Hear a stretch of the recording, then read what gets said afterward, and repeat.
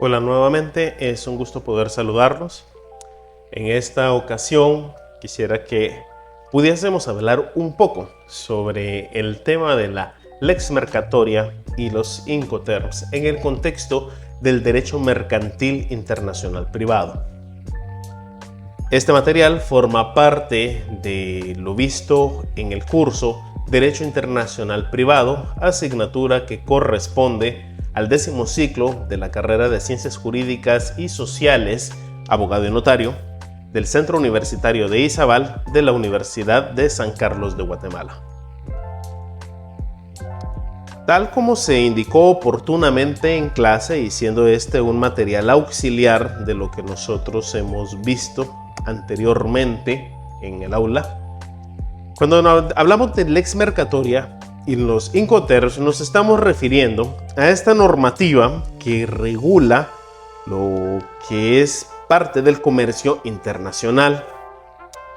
Recordemos pues que uno de los elementos esenciales del derecho internacional privado es que busca armonizar la diversidad de leyes y garantizar su aplicación sobre la base del respeto y el ejercicio pleno de la soberanía de cada uno de los estados.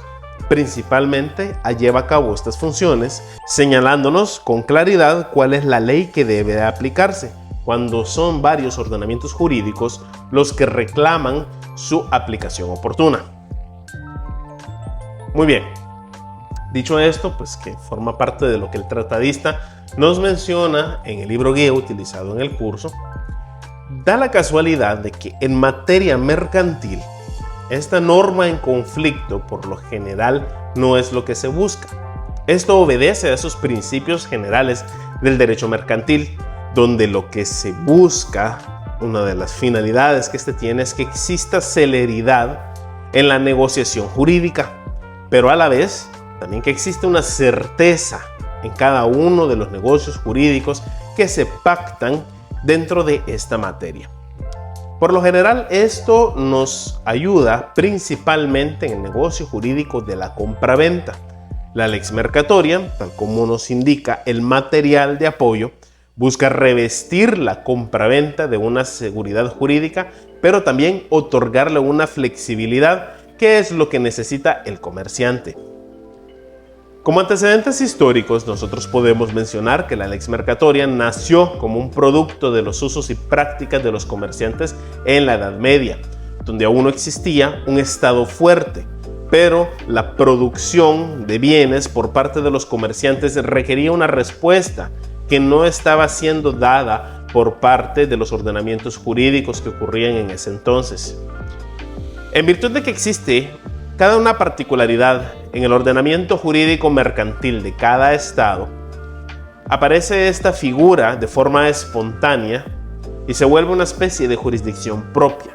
No existen órganos propios de coerción, la lex mercatoria no ha sido creada por un estado como tal, y es entonces que nosotros vemos esta figura desarrollada, empieza a nacer y a crearse. Podemos indicar, quienes están observando el material en video, que se menciona una especie de actividad reguladora que nace desde los comerciantes, donde se establecen reglas uniformes que se aplican específicamente a sus relaciones jurídicas. Y esto se vuelve una solución frente al exceso de normativa estatal que no coincide de un caso al otro. Podemos nosotros observar que de alguna forma los tratadistas definen que esta lex mercatoria se trata de una producción normativa que se genera por las necesidades propias del comercio internacional, que se inicia sin la intervención directa de los estados nacionales.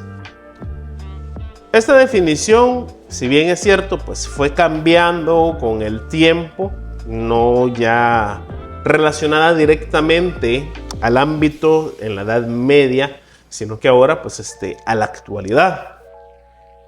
Ese aspecto no cambia, su naturaleza o esencia no cambia, y podemos considerar de que se trata de un ámbito de libertad que los estados le han dejado a las partes contratantes en sus contratos internacionales.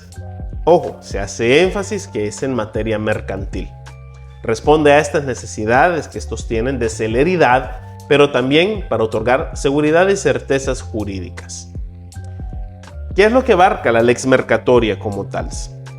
Bueno, no es que se encuentre debidamente codificada, sino que reúne los usos y prácticas de carácter internacional, las costumbres, doctrina internacional, la jurisprudencia arbitral, en este sentido, pues en materia mercantil, los métodos alternativos de solución de conflictos se revisten de vital importancia y el arbitraje es uno de estos.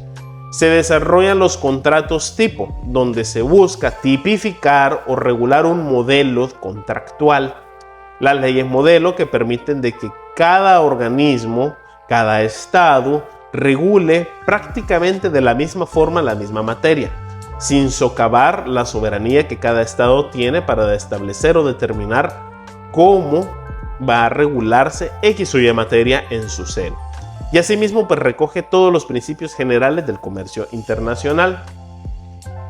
En este caso, pues en la lex mercatoria no se recurre a la norma de conflicto, donde nosotros tenemos un supuesto jurídico, un punto de conexión y ya tenemos la posible solución, que este nos orienta cuál va a ser la norma que ha de aplicarse, sino que permite solucionar cualquier situación que se dé en este contexto de contratación mercantil de forma directa, sin la intervención de esa norma conflictual previa. Una cuestión mucho más especializada de estos son los Incoterms. Los Incoterms son la contracción del inglés International Commercial Terms, o una traducción más o menos libre sería los términos del comercio internacional. Estos sí son creados por una institución como tal. No es estatal, sino que se trata de la Cámara de Comercio Internacional. Quienes quieran ampliar sobre el tema pueden revisar lo que el tratadista Carlos Larios Ochaita en su obra Derecho Internacional Privado desarrolla con respecto a la Cámara de Comercio Internacional. Estos tienen capítulos en cada estado o tienen subsedes, y en el caso de Guatemala es la Cámara de Comercio de Guatemala. Muy bien, esta institución es la que desarrolló los Incoterms. ¿Y en qué consisten estos? Bueno, pues resulta que regula exclusivamente las obligaciones que conforman la relación contractual entre el vendedor y el comprador. Se utilizan para la interpretación de los términos más usuales y comerciales en el contrato de compra-venta internacional. Entonces, ¿qué figura encontramos nosotros aquí? En vez de ponernos a sentar entre comprador y vendedor y tratar de negociar cada uno de los aspectos que se involucra en una transacción, como lo es una compra-venta, donde pues un comprador está sometido a un ordenamiento jurídico X y un vendedor está sometido a un ordenamiento jurídico Y, lo que encontramos aquí es de que existe ya un catálogo de condiciones los cuales las partes pueden pactar y decidir: nos sometemos a este término. Esto lo vuelve entonces más sencillo. ¿Y qué es lo que usualmente vamos a encontrar? Como se trata de una figura eminentemente mercantil que forma parte de la lex mercatoria y cuya naturaleza es contractual, nos va a permitir específicamente tener reglas uniformes para interpretar cada una de las aristas o variantes de la compraventa internacional, donde en específico nosotros vamos a buscar definir un punto de entrega de la mercadería y donde existe un cambio entre las responsabilidades asumidas por el comprador y el vendedor, así como la forma en la cual se transmite el riesgo en casos de pérdida o avería de las mercaderías que a nosotros nos interesa en este contrato específico que se pueda estar hablando. Muy bien, ¿y qué son estos Incoterms? Bueno, existe una gran clasificación. La actualización más reciente fue hace apenas algunos años. El libro de Derecho Internacional Privado pues nos menciona a grandes rasgos algunos de los más comunes. Encontraremos que se pueden clasificar a grandes rasgos como grupo salida o grupo llegada. Cada uno de estos tiene subclasificaciones. En el grupo salida encontraremos el grupo E, donde se nos indica de que está el Incoterm EXW, por sus siglas en inglés. Representa la frase ex works, es decir, que con este Incoterm, la transmisión del riesgo, la entrega de una mercadería sujeta a una compraventa internacional se hace en la fábrica. Se elabora en ese momento en el lugar, Una vez que se avisa al comprador, su mercadería se encuentra lista, debemos entregarla y en ese momento ya el vendedor no tiene responsabilidad alguna. Si existe un percance que ocurra en el momento que la mercadería está dejando las instalaciones, ya no es responsabilidad del vendedor, sino que ha sido del comprador. Vamos a encontrar el grupo F, donde encontramos otros tipos. Dentro de estos, los más comunes que podremos escuchar son el FAS y el FOB. El FAS hace referencia a las siglas Free Alongside Ship o franco al costado del buque. Es decir, que en el momento en el que la mercadería ha sido colocada lista para ser embarcada, en ese momento se termina la responsabilidad del vendedor y la asume el comprador. Vamos a encontrar el FOB, que se denomina Free on Board, es decir, franco a bordo. El cambio de responsabilidad sobre la mercadería, objeto de la compraventa internacional, cambia en el momento en el que la mercadería ha sido debidamente embarcada. Asimismo encontramos, por ejemplo, el grupo C. Del grupo C, el más común que podremos escuchar es el CIF, CIF. Este viene de las siglas de Cost, Insurance and Freight, que sería lo mismo de costo, seguro y flete.